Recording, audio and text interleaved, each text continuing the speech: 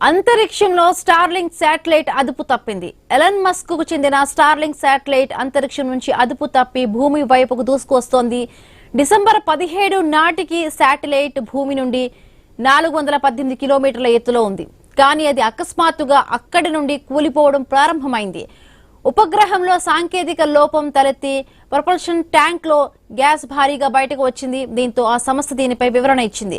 Satellite లో సాంకేతిక లోపం తలెత్తి ప్రొపల్షన్ ట్యాంక్ లో భారీగా గ్యాస్ లీక్ అయినట్లుగా ఆ సంస్థ పేర్కొంది. దీంతో ఒక్కసారిగా అది 4 కిలోమీటర్ల మేర కిందకు దూసుకు వచ్చిందని తెలిపింది. అనంతరం శాటిలైట్ కొన్ని విభాగాలు విడిపోయి మెల్లగా కదలడం మొదలుపెట్టాయి. వారం రోజుల్లోగా భూ వాతావరణంలోకి కూలిపోవచ్చని పోస్ట్ చేసింది.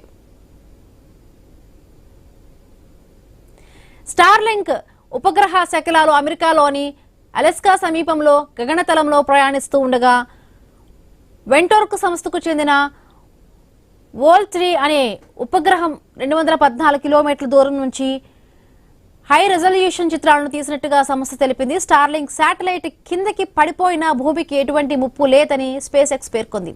శాటిలైట్ కొన్ని భాగాలు విడిపోయి పరికరాలు వాతావరణ ఘర్షణతో కాలిపోయే అవకాశం ఉన్నట్లుగా సమాచారం ఆ సంస్థ చెబుతోంది. అయితే స్టార్లింక్ ప్రాజెక్టు కింద 9000 ఉపగ్రహాలను స్పేస్ ఎక్స్ అంతరిక్షంలోకి పంపింది. దీంతో భూమిపై గ్రామీణ ప్రాంతాలకు ఇంటర్నెట్ ను సరఫరా చేస్తుందని అధికారులు వెల్లడించారు.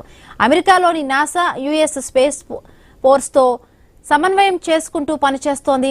ఒకవేళ ఈ శాటిలైట్ భూమిపై పడినా ఎటువంటి ప్రమాదం జరగదని ఆ సంస్థ పేర్కొంది.